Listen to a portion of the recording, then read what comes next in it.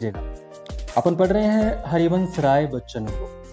हरिवंश राय बच्चन एक बहुत ही अच्छे साहित्यकार हुए हैं और इनका जन्म हुआ था 1907 इलाहाबाद में। ये उमर खयाम से बड़े प्रभावित थे। उनका जो अंदाज है लिखने का, उनकी जो बातें कहने का ढंग इनको पसंद आया। परिणामतः इनके खुद के साहित्य में ये देखने को मिलता है उमर खयाम का प्रभाव। बच्चन जी ने जो साहित्य लिखा और इनका जो दर्शन रहा, जैसे अपने सिद्धांत होते हैं ना, ऐसे दर्शन होता है, तो हरिवंश राय बच्चन का जो दर्शन रहा बेटा उसे हालावादी दर्शन कहते हैं। आपको ध्यान रहे, बच्चन जी के दर्शन को हालावादी दर्शन कहते हैं। इनकी प्रमुख रचनाएं हैं मधुशाला जो 1935 में प्रकाशित हुई, मधुबाला 1938 में प्रकाशित हुई, मधुकलश भी 1938 में प्रकाशित हुई। इसके अलावा हैं निशा निमंत्रण, एकांत संगीत, आकुल अंतर, मिलन यामिनी, सतरंगिणी, आरती और अंगारे, नए पुराने झरोखे, टूटी फूटी कड़ियाँ।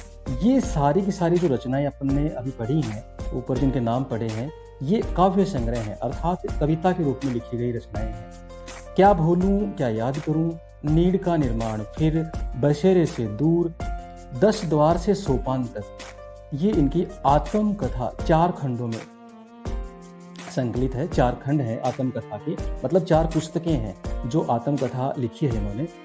क्या भूलूं क्या याद करूं, यह भी आत्मकथा है। नीड़ का निर्माण, फिर यह भी आत्मकथा है। बसेरे से दूर और 10 द्वार से सोपान तक, ये सभी आत्मकथात्मक रचनाएं हैं। और हेमलेट, जनगीता, मैकबेथ, ये दूसरी भाषा में लिखा गया साहित्य है जिसका इन्होंने अनुवाद किया है। प्रवासी की डायरी एक ये इनका साहित्य है। उनका प्रमुख जो पूरा वाङ्मय है वो बेटा बच्चन ग्रंथावली के नाम से 10 खंडों में प्रकाशित है। इनका जो संपूर्ण साहित्य है वो बच्चन ग्रंथावली के नाम से संकलित है। और इनकी पुस्तकें यदि आप पढ़ना चाहते हैं तो बच्चन ग्रंथावली के नाम से इनका संपूर्ण साहित्य 10 किताबों के रूप में आपको मिल जाएगा, 10 खंडों में। निधन हुआ था 2003 में, 1907 से और 2003 तक इनका जीवन काल रहा। मुंबई में इनका देहांत हुआ था। और एक पंक्ति लिखी है यहाँ पर, पूर्व चलने के बटोही बाट की पहचान। पूर्व चलने के बटोही, पूर्व का मतलब होता है वैसे आगे की तरफ बढ़ना, पूर्व का तात्पर्य होता है वैसे पहले होता है पूर्व का। पूर्व मतलब पहले, पूर्व एक दिशा भी है और पहले सूर्य पूर्व दिशा में उदित होता है, इसलिए ही इस दिशा को पूर्व कहा जाता है। तो पूर्व का मतलब पहले। अब चलने से पहले है बटोही। बटोही का मतलब होता है बेटा बाट। बाट मानी रास्ता होता है और बाट पर चलने वाला जो होता है उसे बटोही। याद रखिएगा, बाट मीन्स रास्ता। बाट तोलने का एक वस्तु भी होती है जिससे अपन तोलते हैं, नाप होता है, मतलब उसे तोला करते हैं, उसे ही बाट कहते हैं। लेकिन यहाँ बाट से मतलब है रास्ता, और रास्ते पर जो चलने वाला होता है उसे बटोही कहा जाता है। यानी कि बाट की पहचान कर ले कि हे रास्ते पर चलने वाले राहगीर, पहले अपने रास्ते को अवश्य देख ले। और ये बात खासकर 12th के बच्चों पर ज़्यादा लागू होती है, क्योंकि आप आगे बढ़ने वाले हैं और भविष्य ज़्यादा दूर नहीं है। मैं ये कहूँगा कि आपका जो उत्तम भविष्य है, आपको जो श्रेष्ठता मिलनी है वो बहुत नज़दीक है। तो उससे पूर्व हमें रास्ते को जरूर पहचान लेना चाहिए। चलने से पहले रास्ता देख लेना चाहिए कि हम गलत राह पर बढ़ रहे हैं या सही राह पर। 10th क्लास के बाद भी आपके पास ये एक अवसर आया था कि आपको कौन सा रास्ता चुनना है, अर्थात अपने जीवन को बनाने के लिए कौन सा विषय पढ़ना चाहिए। उस समय भी आपके सामने यही पंक्ति आई थी। 1942 से 1952 तक इलाहाबाद विश्वविद्यालय में प्राध्यापक रहे, मतलब व्याख्याता के रूप में काम किया। 1942 से 1952 तक 10 वर्षों तक आकाशवाणी में साहित्य कार्यक्रमों से संबंध का मतलब जुड़ा हुआ होना। जो आकाशवाणी पर साहित्य कार्यक्रम आते थे उनसे भी इनका जुड़ाव रहा। फिर विदेश मंत्रालय में हिंदी विशेषज्ञ रहे। भारत का जो विदेश मंत्रालय है उसमें हिंदी विषय के विशेषज्ञ के रूप में इनको नियुक्त किया गया। दोनों महायुद्धों के बीच मध्यम वर्ग की विक्षुब्ध जानते हैं क्या? जो अपने आप में नमस्ते बेटा। विक्षुब्ध का मतलब होता है जो अपने आप में घुटन महसूस करता है। आदमी ये नहीं समझ पाता कि मैं क्या करूं और क्या न करूं। द्वंद्व की जो स्थिति होती है वो विक्षुब्ध अवस्था कहलाती है। तो जब द्वितीय महायुद्ध चल रहा उसके बीच मध्यम वर्ग वो होता है जो बहुत गरीब भी नहीं और बहुत अमीर भी नहीं। यहाँ तो गरीबों के हालात तो थे ही पहले से खराब, लेकिन मध्यम वर्ग था वह भी विक्षुब्ध था कि क्या करें क्या न करें। मन बड़ा व्याकुल था। विकल मन को, अब उनका जब विक्षुब्ध था, मन व्याकुल था, तो उस मन को वाणी इन्होंने वरदान दे दिया। वरदान के रूप में एक प्रकार से अपनी वाणी से उनके मन के विचारों को अभिव्यक्ति प्रदान कर दी। यानी कि लोगों के मन में क्या चल रहा था, जनता को, आज के लोगों को कैसे पता चले, तो बच्चन जी ने उनके विक्षुब्ध मन के जो भाव थे अपनी कविताओं के माध्यम से, और एक प्रकार से ये कहें कि उस वाणी को वरदान दे दिया, वाणी को आवाज दी।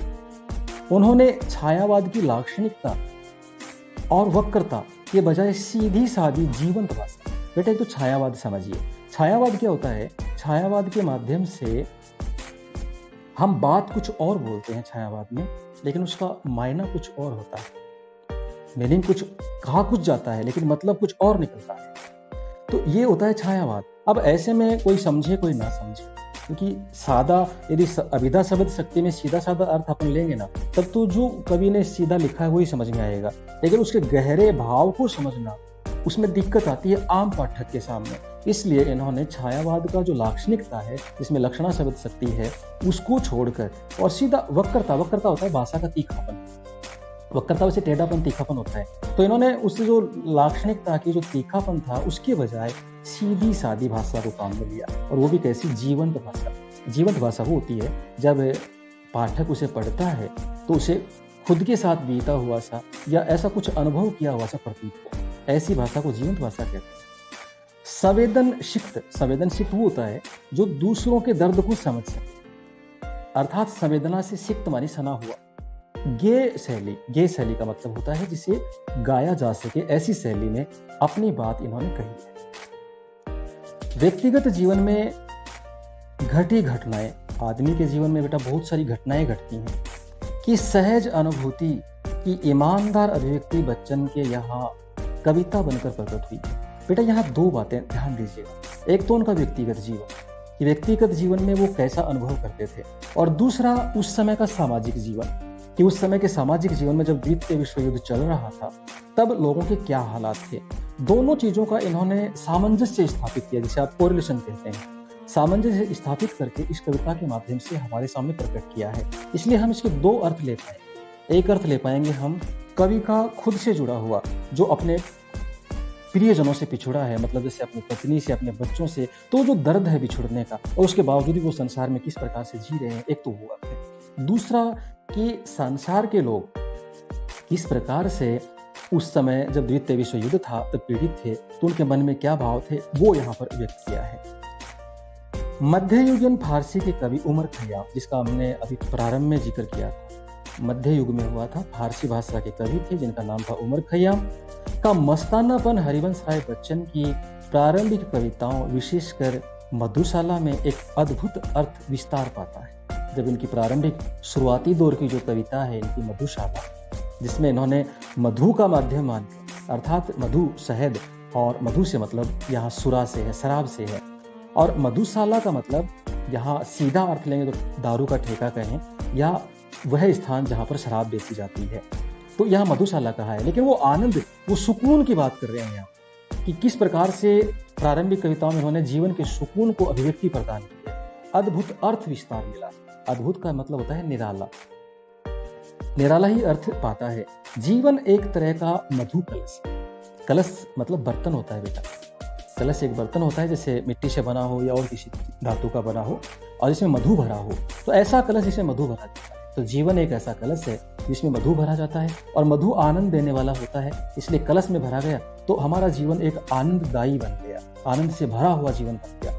और दुनिया को मधुशाला कह दिया, ये पूरी दुनिया मधुशाला है, और इस मधुशाला में से मधु लेकर हमें अपने जीवन रूपी कलश में भरना है। अर्थात दुनिया में बहुत सारे आनंद हैं, हमें वो आनंद प्राप्त करने हैं और अपने जीवन में डालने हैं, क्योंकि दुनिया में आप ढूंढोगे तो आनंद खूब मिलेंगे, लेकिन लोग ज्यादातर दुनिया में देखते दुखों को ज्यादा है, जबकि दुनिया में आनंद भी भरपूर मात्रा में है, लेकिन जिसका जैसा नजरिया होता है वो वैसा ही जीवन प्राप्त कर लेता है।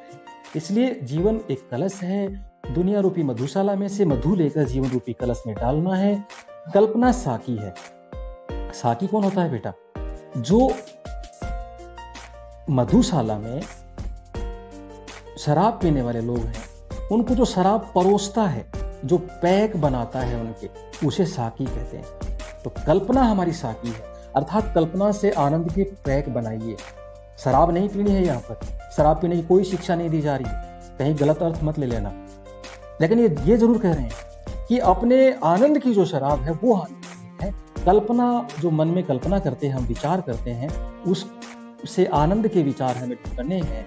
और कविता वह प्याला है जिसमें ढाल कर जीवन पाठक को पिलाया जाता है। और कवि कह रहे हैं कि एक प्याला होता है जिसमें साकी और मधु को परोसता है।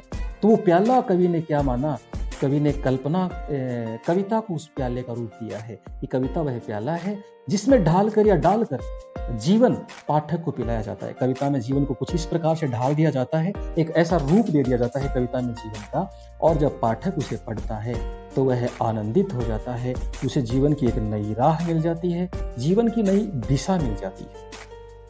कविता एक घूंट जीवन का एक घूंट है, इसलिए कहा है कवि ने बेटा कि कविता पढ़नी चाहिए। कविता का हम एक घूंट, अर्थात कविता को यदि हमने सच्चे मन से पढ़ा है और उसका एक घूंट सही हम समझ पाए, तो ये मानो कि हमने जिंदगी रूपी रस का एक घूंट पी लिया है, जिंदगी में मधु का एक घूंट पी लिया है, जिंदगी में आनंद का एक घूंट पी लिया है। तन्मयता का मतलब होता है खो जाना, डूब जाना, उसमें लिप्त हो जाना। तो पूरी तन्मयता से जीवन का घूंट भरें, जीवन में लिप्त होकर, अर्थात जीवन को भार ना समझें। बहुत से लोग जीवन को बोझ मानते हैं, भार मानते हैं। कवि कहता है पूरी तन्मयता से, पूरे मन से जीवन का घूंट भरें, कड़वा खट्टा भी सहज भाव से स्वीकार करें। अब ये तो हम जानते हैं कि हमेशा मीठा ही मीठा खाना हम खुद को भी पसंद नहीं होता। हम जब कहीं जिम रहे होते हैं या घर में भोजन कर रहे होते हैं तो मीठा खाने के उपरांत हमें कुछ तीखा चाहिए होता है, कुछ खट्टा और चटपटा चाहिए होता है। कभी उसी की बात कर रहे हैं कि जीवन में सदा आनंद नहीं रहते, कभी कभार दुख भी आते हैं। तो दुख को देखकर कभी घबराना नहीं चाहिए और आनंद को, सुकून को देखकर कभी इतराना नहीं चाहिए। कड़वा खट्टा जो भी समाये उसे भी सहज भाव से, सहज मतलब सरलता से स्वीकार करना चाहिए, उससे देखकर डरना नहीं चाहिए। ऐसा कवि हरिवंश राय बच्चन हमें बताना चाहते हैं। चलो हम थोड़ा आगे बढ़ते हैं।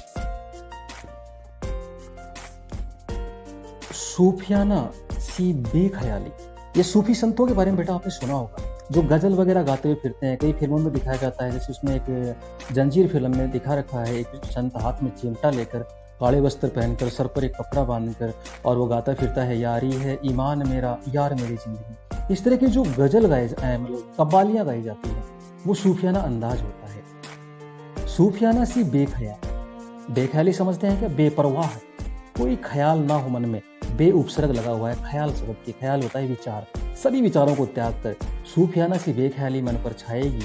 और जब हम ऐसा आनंद के साथ जीवन का घूंट भरेंगे तो कहता है जीवन में एक बेख्याली आ जाएगी, बेपरवाह हो जाएंगे हम, एक के बहाने सारी दुनिया से इश्क हो जाएगा, इश्क बोले तो प्रेम, और एक के बहाने अर्थात हम अपने जीवन के एक पल किसी एक व्यक्ति विशेष से या जीवन से जो प्रेम करते हैं उसके बहाने पूरी दुनिया से प्रेम हो जाएगा। क्योंकि हमने जब एक ईश्वर से प्रेम किया, एक विचार से प्रेम किया और एक आनंद भरे उस मत से प्रेम किया, तो फिर पूरी दुनिया से हमें प्रेम हो जाएगा। और तेरा मेरा के समस्त झगड़े काफूर होने का मतलब भाग जाना, गायब।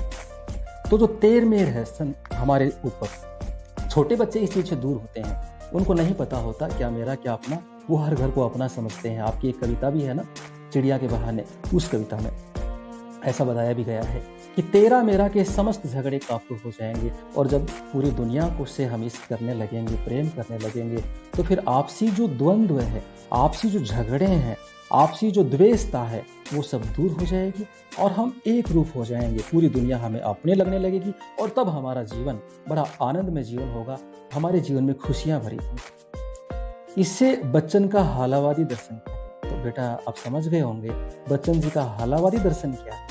मतलब पूरी दुनिया से प्रेम करना, आपसी तेर मेर के झगड़ों को खत्म करना और दुनिया से आनंद ढूंढकर अपने जीवन रूपी कलश में भरना, और कविताओं का पाठ करके जीवन को नई दिशा प्रदान करना, यही बच्चन जी का आलावादी दर्शन है। यह बात ध्यान देने योग्य है कि उनकी युगबोध संबंधी, युगबोध जानते हो क्या? युग माने एक बीता हुआ समय, एक काल से संबंधित जो कविताएं हैं जो बाद में लिखी गई, युग का ध्यान कराने वाली, एक समय का ज्ञान कराने वाली जो कविताएं जो बाद में लिखी गई, उनका मूल्यांकन अभी तक कम ही हुआ है। मूल्यांकन कम होने का मतलब ऐसा नहीं कि कोई टेस्ट वेस्ट था, मूल्यांकन था।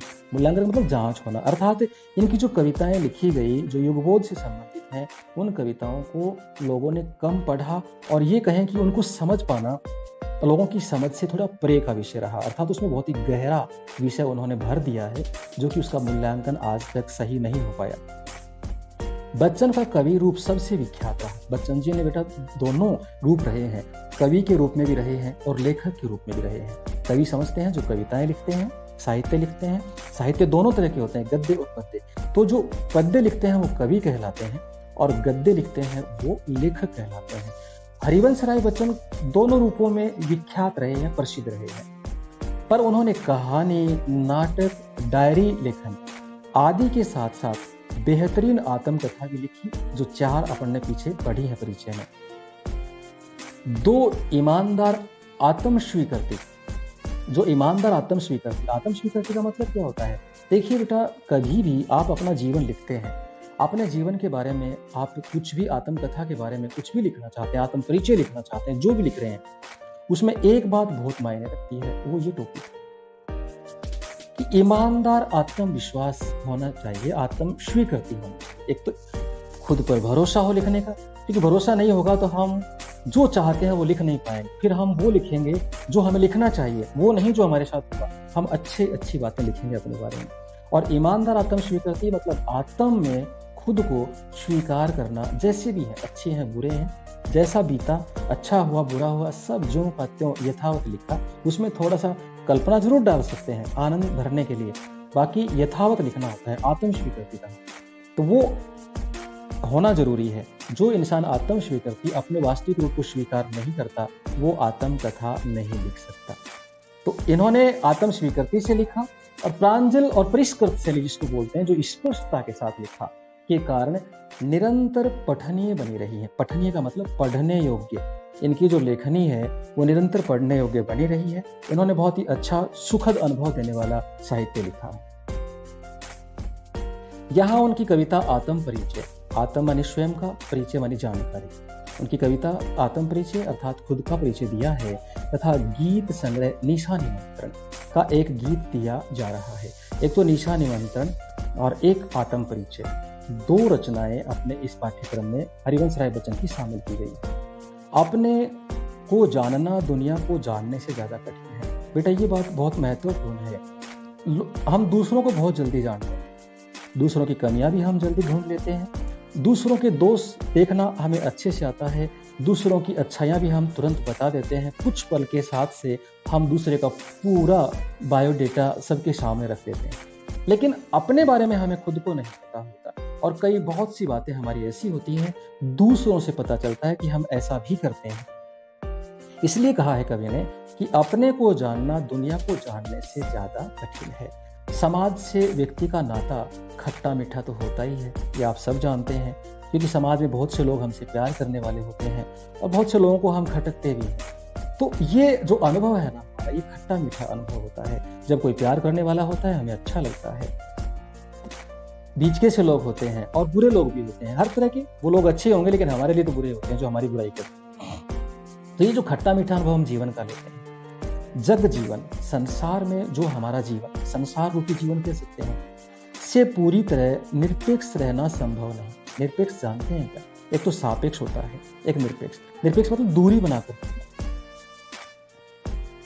जग जीवन से दूरी बनाकर रखना, ये हमारे बस की बात नहीं है। ऐसा जरूर कहते हैं कि संत महात्मा संसार से दूरी बना लेते हैं, लेकिन हम उससे वो भी दूर नहीं रह पाते, फिर वो संसार को अपने पीछे पीछे वहां पर अपने आश्रमों में बुलाने लग जाते हैं। दुनिया अपने व्यंग्यबान और शासन प्रशासन से चाहे जितना कष्ट दे, पर दुनिया के से कटकर मनुष्य रह भी नहीं सकता। ये बात स्पष्ट है, क्योंकि इंसान के बारे में कहा गया है, इंसान एक सामाजिक प्राणी है और समाज के बिना मनुष्य नहीं रह सकता। कोई ये कहे कि मैं अलग रह सकता हूँ, तो बेटा किसी विद्वान ने कहा है कि जो अलग रहता है वो या तो पशु है या फिर देवता है। जो समाज के बिना, मनुष्यों के बिना अकेला एकांत में खुद रह सकता है, तो वह इंसान या तो देव पुरुष है या फिर वो पशु है, क्योंकि इंसान सामाजिक प्राणी है और वह समाज में ही रहना पसंद करता है। समाज के बिना रहना उसके लिए दुभर हो जाता है, मुश्किल हो जाता है, क्योंकि उसकी अपनी अस्मिता कहते हैं इज्जत को, अपनी पहचान का उच्च एक जोश होता है मन में, किस बात का कि मेरी संसार में एक अलग पहचान हो। उसका परिवेश ही उसकी दुनिया है। परिवेश होता है वातावरण। देखिए, एक वातावरण में हम रहते हैं, हमें अच्छा लगता है, लेकिन दूसरी जगह पर रहकर हम उदास हो जाते हैं, क्योंकि हमें वही वातावरण चाहिए होता है, वही परिवेश चाहिए होता है। अपना परिचय देते हुए वह लगातार दुनिया से अपने द्विधात्मक का मतलब क्या होता है? दुविधाजनक, दुनिया से जो द्वंद्वात्मक विचार होते हैं, दुविधा रहती है, लोगों के विचार नहीं मिलते, उनकी विधा अलग है, सोच अलग है, उनके विचार अलग है, हमारे अलग रहते हैं। तो द्विधात्मक और एक द्वंद्वात्मक। द्वंद्वात्मक का मतलब होता है बेटा कि आपसी झगड़े। दो लोगों के विचार यदि आपस में नहीं मिलते हैं तो उनके विचारों में क्या हो गया? द्वंद्व हो गया, टकराहट जिसे कहते हैं। ऐसे संबंधों का मर्म का मतलब होता है हृदय, दिल। ऐसे संबंधों का मर्म ही उद्घाटित करता चलता है, और इंसान के जीवन को आप पढ़ेंगे तो वो आपको ये बताता हुआ चलेगा कि किससे वो प्रेम करता है, कहाँ वो विचारों में मतभेद रखता है, और उसका जीवन इस तरह का उद्घाटन अर्थात इस तरह की शुरुआत करता हुआ आगे बढ़ता रहता है, इस तरह का परिचय देता हुआ आगे बढ़ता रहता है। पूरी कविता का सारांश एक पंक्ति में यह बनता है कि दुनिया में से मेरा संबंध प्रतिकलय का है। बेटा, कलह होता है झगड़े, विचारों का समन्वय ना होना, और प्रीति का मतलब प्रेम। तो दुनिया से कवि कह रहा है मेरा संबंध प्रीति का है और कलह का है, अर्थात कहीं मेरा प्रेम है दुनिया से तो कहीं पर कलह होता है, झगड़े होते हैं। इस तरह का मेरा दुनिया के साथ रिश्ता है। मेरा जीवन विरुद्धों का सामंजस्य है। विरुद्धों का मतलब क्या होता है? देखो, दह के नीचे दह लगा, विरुद्धों। एक शब्द बेटा यहाँ मैंने बताया, अनुस्वार की भी शिक्षा ले लें। यहाँ पर देखें कि विरुद्ध शब्द एक वचन है, लेकिन विरुद्ध से अपन ने विरुद्धों बनाया, तो आप देखते हैं कि विरुद्ध के ऊपर अनुस्वार लग गया। कोई भी शब्द जब एक वचन से बहुवचन बनता है तो उसके ऊपर अनुस्वार लगता है, इस बात का ध्यान रखिएगा। तो मेरा जीवन विरुद्धों का सामंजस्य, सामंजस्य का मतलब मिला जुला रूप। और मेरे जीवन में कहता है बहुत सी ऐसी बातें हैं जो मेरे विचारों के अनुकूल नहीं है, लेकिन फिर भी वो मेरे जीवन में है, इसलिए मेरे जीवन में विरोधी बातों का सामंजस्य है। बहुत सी बातें जो मुझे अच्छी लगती हैं, बहुत सी बातें जो मुझे अच्छी नहीं लगती, इसलिए उन सब का मिला जुला रूप मेरा जीवन है, ये कवि कहना चाहते हैं। उन्मादों में अवसाद, यहाँ कवि कह रहे हैं कि किस प्रकार से उन्माद होता है। उन्माद बेटा क्या होता है? मैंने आपको बताया था क्लासरूम में भी एक बार। देखिए, उन्मादों में अवसाद, जब जोश होता है, उमंग होती है, उन्माद होता है, तो अवसाद भी होता है, साथ साथ कष्ट भी आते हैं जीवन में। उन्मादों में अवसाद, तो आनंद भी है तो अवसाद भी है। रोदन में राग, देखो विरोधाभासी शब्द लग रहे हैं। उन्माद है, उमंग है तो अवसाद है। रोदन में राग, रो रहे हैं तो राग भी है, साथ साथ खुशियां भी है, मतलब आनंद भी है। शीतल वाणी में आग, वाणी शीतल है लेकिन आग भरी हुई, अर्थात हृदय में दर्द है। शीतल वाणी में आग, विरोधों का विरोधाभास मूलक सामंजस्य साधते साधते ही वह बेखुदी। अब कवि कह रहे हैं कि विरोध होते हैं जीवन में बहुत सारे, क्योंकि विरोधी विचार हो गए, हमें पसंद नहीं है फिर भी लेके ढो रहे हैं। और विरोधों का विरोधाभास समझते हैं ना, कि उन विरोधी विचारों को हम अपने साथ भी रखे हुए हैं और उसके बावजूद उन विरोधी विचारों को अपने साथ भी रखे हुए हैं और फिर भी उनको संभाले हुए भी हैं। तो ये विरोधाभास हो गया कि फिर बुरे विचार हैं तो अपने साथ क्यों रखे हुए, लेकिन क्या करें, रखना पड़ रहा है। जीवन में दोनों चीजें एक साथ उद्घाटित हो रही है। सामंजस्य साधते साधते ही बेखुदी आती है। बेखुदी जानते हो ना, अपने को खो देना। खुदी, एक शेर ने लिखा है कि खुदी को कर बुलंद इतना कि हर तकदीर से पहले खुदा बंदे से खुद पूछे बता तेरी रजा क्या है। रजा होती है बेटा इच्छा, तो यह खुदी मतलब खुद से है ना, कि खुदी को अर्थात स्वयं को इतना बुलंद कर लें। मैं शेर का थोड़ा अर्थ बता दूं, अपने आप को इतना मजबूत और बुलंद कर लें। खुदी को कर बुलंद इतना कि हर तकदीर से पहले कि भगवान खुदा जब आपकी तकदीर लिखे तो लिखने से पहले खुदा बंदे से खुद पूछे, बंदे ने ऐसा कर्म कर दिया है, ईश्वर भी उससे ही पूछ रहा है कि बता तेरे तकदीर में क्या लिखना है। खुदा बंदे से खुद पूछे, बता तेरी रजा है क्या, तेरी इच्छा क्या है, तेरी तकदीर में क्या लिखना। तो यहाँ वो बेखुदी आ जाती है, कवि कह रहे हैं, अर्थात हम एकदम मस्त हो जाते हैं, एक मस्ती आ जाती है, दीवानगी आ जाती है, व्यक्तित्व में उतर आई।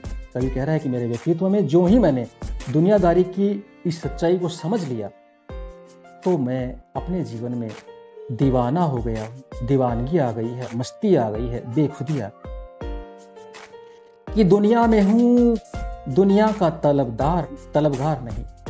दुनिया में तो हूं, लेकिन दुनिया से कोई मतलब नहीं। तलबगार वो होते हैं बेटा जो दुनिया से मतलब रखते हैं और दुनिया की बातें सुनते हैं और उनके अनुरूप चलते हैं। कवि कह रहा है मैं दुनिया का तलबगार नहीं हूं, मैं तो मेरी मस्ती से काम करता हूं, दुनिया में हूं, दुनिया में रहता हूं, परंतु दुनिया का तलबगार नहीं हूं। बाजार से गुजरा हूं, लेकिन खरीदार नहीं हूं। बेटा ये बहुत बड़ी बात है। बाजार दर्शन पाठ में आप पढ़ेंगे, बाजार दर्शन पाठ में आप पढ़ेंगे कि बाजार में हम जाते हैं, हमारे पॉकेट में पैसा है या नहीं है, ये बात मायने नहीं रखती, लेकिन बाजार की सजावट हमें अपनी तरफ आकर्षित करती है। लेकिन कवि कह रहा है कि कितनी भी सजावट हो वो मुझे अपनी तरफ आकर्षित नहीं कर सकती।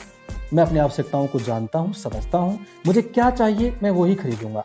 तो बाजार से गुजरा हूँ, खरीदार नहीं हूँ, अर्थात मुझे मेरी आवश्यकताओं का पता है, मुझे क्या करना है वो पता है। जैसा कुछ कहने का ठस्सा पैदा हुआ है। ठस्सा वैसे बेसल शब्द है बेटा, लेकिन कहने का एक ऐसा भाव, एक ऐसा जोश, एक ऐसी उमंग मन में पैदा हो गई है कि ऐसा मैं कह सकता हूँ। अपने जीवन को लेकर ये उपयुक्त जो विचार मैंने रखे हैं, कवि कह रहा है इन विचारों को मैं अब कह सकता हूँ, वो हिम्मत मुझ में आ गई है, वो हिम्मत मुझ में पैदा हो गई। ये ठस्सा ही छायावादोत्तर गीति काव्य का प्राण है। छायावादोत्तर बेटा तर शब्द जहां लग जाए ना उसके बाद में होता है, तो छायावादोत्तर का मतलब है छायावाद के बाद। तो ये विचार जो मेरे आए हैं, जो मौज दिल में आई है, यह है छायावाद के बाद जो लिखे गए गीति काव्य, गाने योग्य जो काव्य लिखा गया है ना, उसमें प्राण भर देता है, उसमें जान भर देता है। जैसा कुछ कहने का प्राण भर देता है, किसी असंभव आदर्श, यूटोपिया जिसको बोलते हैं। असंभव आदर्श का मतलब ऐसा आदर्श जो संभव ही नहीं है। अब जैसे अपन फिल्मों में देखते हैं कि एक हीरो आता है, अपनी ताकत दिखाता है, एक बहुत बड़ा पत्थर सिल रखी है, उस पर हाथ मारता है, तोड़ देता है, दीवार पर हाथ मारता है और दीवार में से छेद कर देता है। ये आदर्श फिल्मों में दिखाए तो जा रहे हैं, लेकिन क्या वास्तव में ये सही आदर्श है? क्या हकीकत में भी ऐसा संभव है क्या?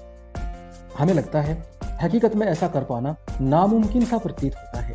तो ऐसे आदर्शों को यूटोपिया कहते हैं, असंभव आदर्श की तलाश में सारी दुनियादारी ठुकरा कर उस भाव को, दुनिया से उन्हें कोई वास्ता ही नहीं है। कवि कह रहे हैं मैंने जो असंभव आदर्श हैं उनको ठुकरा के उनकी तलाश में सारी दुनिया को ठुकरा दिया। अच्छा, असंभव आदर्श, अब बेटा कवि ने ऐसा क्यों माना? कवि असंभव आदर्श क्यों मानकर चल रहे हैं? क्योंकि कवि चाहता है दुनिया कवि के मन के अनुसार रहे, जो कि असंभव है। कवि एक आदर्श दुनिया बनाना चाहते हैं, और आदर्श कैसी? जो उनके मन में है, लेकिन वैसी दुनिया बन पाना असंभव है, कि यूटोपिया है। इसलिए कवि कहते हैं कि इस तलाश में सारी दुनियादारी ठुकरा कर इस भाव को, दुनिया में से उन्हें कोई वास्ता ही नहीं है। उन्होंने ये भाव अपने मन में पाल लिया है कि जो वर्तमान दुनिया है जिसमें हम रह रहे हैं, जिसको हम देख रहे हैं, कवि कहता है इससे मेरा कोई लेना देना नहीं है, इससे मेरा कोई वास्ता नहीं है। प्रीति कलह का यही वितान होता है, उतार चढ़ाव। प्रीति कलह का जीवन में एक उतार चढ़ाव आता है बेटा। गाने जो होते हैं ना, राग जो होता है उसमें तान होता है, और उस तान में कभी उतार आते हैं, कभी चढ़ाव आते हैं। वही बात यहाँ जीवन है। जीवन भी एक राग कहा है कवि ने, उसमें कभी प्रेम का चढ़ाव आता है तो कभी कलह का गिराव आ जाता है। और इस तरह प्रीति कलह का यही वितान और विरोधाभास का यह विग्रह है। विग्रह मानी अलगाव, दूरी बनाना। विरोधाभास मैंने बताया था कि ऐसे विचारों का आभास होना जो हमें लगता है कि वो हमारे विरोधी हैं। विरोधाभास का यह विग्रह है उन्हें दूर टिमटिमाते तारे की अबूझ रहस्यमयता से लहालोट कर रखता है। लहालोट का मतलब होता है बेटा उसी में गुम रखना, उसी में खोए रखना, उसी में आनंदित रखना, डुबोए रखना। कि ये जो विरोधाभासी विचार है ना, इनसे दूर होकर कभी विग्रह करके दूर टिमटिमाते, आसमान में जब देखते हैं तो रात्रि के समय शांत वातावरण में टिमटिमाते हुए तारे बड़ी दूर नजर आते हैं, अबूझ रहस्यमय था। उनमें एक ऐसा रहस्य भरा होता है जिसके बारे में कोई बूझ ही नहीं सकता, अर्थात कोई जान नहीं सकता। ऐसा जो अनजाना रहस्य, उस रहस्य में कवि कहता है मैं डूबा रहता हूँ, उसी में मैं भरा रहता हूँ। निशा निमंत्रण, ये अपनी दूसरी रचना है। अभी अपन ने पढ़ा था आत्म परिचय के बारे में, उसका यहाँ परिचय दिया है। निशा निमंत्रण में उद्धृत अर्थात दिए गए या लिए गए गीत में प्रकृति के दैनिक परिवर्तनशीलता, कि प्रकृति किस प्रकार से रोज बदलती है, किस प्रकार से परिवर्तित होती रहती है, प्रकृति के दैनिक परिवर्तनशीलता के संदर्भ में प्राणी वर्ग, प्राणी हर जीव को कहा है, विशेषकर यहाँ मनुष्य का जिक्र है, लेकिन प्राणी सभी होते हैं, जिनमें प्राण है वो सब प्राणी है, लेकिन यहाँ विशेष कर लिख दिया मनुष्य। तो मनुष्य के लिए कवि कह रहे हैं कि धड़कते हृदय को सुनने की काव्यात्मक कोशिश है। निशा निमंत्रण में कवि का धड़कता दिल क्या कहता है, बिना उसके लफ्जों में कहे, बिना उसके लबों से कहे, कवि उसके धड़कते दिल की आवाज से, उस धड़कन से उसके हृदय की भाव, हृदय के विचारों को जान लेना चाहता है। इस कविता के माध्यम से वो कोशिश कवि ने की है। बहुत ही सरल सर्वानुभूत, बहुत ही सरल और सर्वानुभूत, यानी कि सर्व माने सभी को, अनुभूत माने महसूस होना। बहुत ही सरल भाषा में सर्वानुभूत बिंबों के जरिए से, बिंब होते हैं चित्र, परछाई भी कहते हैं बिंब को, कि सभी को अनुभूत करवाने वाले उन चित्रों के जरिए से, माध्यम से, शब्द चित्र खींचे हैं कवि ने अपनी कविताओं में, उनके जरिए से किसी अगोचर सत्य, अगोचर, बेटा गोचर वो होता है जहां जाया जा सके, और अगोचर का मतलब जहां जाया न जा सके। तो ऐसा सत्य जिस तक पहुंचना बहुत मुश्किल है, अगोचर सत्य की रूहानी छुअन, रूहानी होता है बेटा आत्मिक, रूह जिसको कहते हैं ना, रूह मानी आत्मा होता है, और जो आत्मा का होता है वो आत्मिक कहलाता है, रूहानी कहलाता है। तो ऐसा सत्य जो हमारी आत्मा को छू जाता है, जो जिसका रहस्य प्राप्त करना बहुत ही मुश्किल होता है, उस छुअन को महसूस करा देने वाला बच्चन की जो अलग विशेषताएं हैं, यह गीत उनका एक बेहतर नमूना है। बेटा ये वो गीत है जिसको अपन पढ़ेंगे और समझेंगे तो ऐसा प्रतीत कर पाएंगे कि जैसे आत्मा की आवाज है, आत्मा को छूने वाले विचार हैं, जो वास्तव में हमें जीवन की राह में क्या करना है, किधर चलना है और क्या हमारे लिए सही है, वो स्पष्ट करता है। मैं समझता हूँ इतना आपको समझ में आया होगा। आगे बढ़ते हैं। और बेटा कहीं भी कोई दिक्कत महसूस हो, मैं निवेदन करूंगा आप मुझे बता दें बीच बीच में, जहाँ भी आपको लगे कि यहाँ गड़बड़ है, कुछ पूछना हो तो आप पूछ सकते हैं, मैं सहर्ष बताऊंगा, मुझे आपको बताकर बहुत खुशी होगी। किसी प्रिय आलंबन, आलंबन क्या होता है बेटा? आलंबन होता है सहारा, आलंबन होता है सहारा। और प्रिय आलंबन, देखिए जब हम अकेले होते हैं या दुखी होते हैं तो हमें किसी प्रिय के सहारे की आवश्यकता होती है। वो हमें हाथ का सहारा भले ना दे, लेकिन जब उसके शब्द कुछ हमें हौसला देने वाले और कानों में पड़ते हैं तो हम एक बार पुनः एक नई हिम्मत, एक नया जोश पा लेते हैं। तो किसी प्रिय आलंबन या विषय से भावी साक्षात्कार का आश्वासन ही हमारे प्रयास की पगों की गति में चंचल तेजी भर देता है।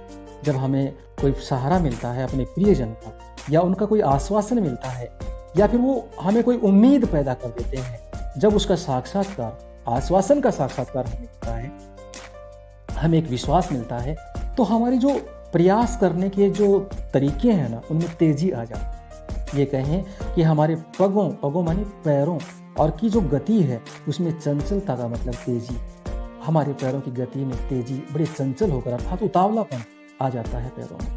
पैर जल्दी चलने लगते हैं, अपने लक्ष्य की तरफ बढ़ने लगते हैं,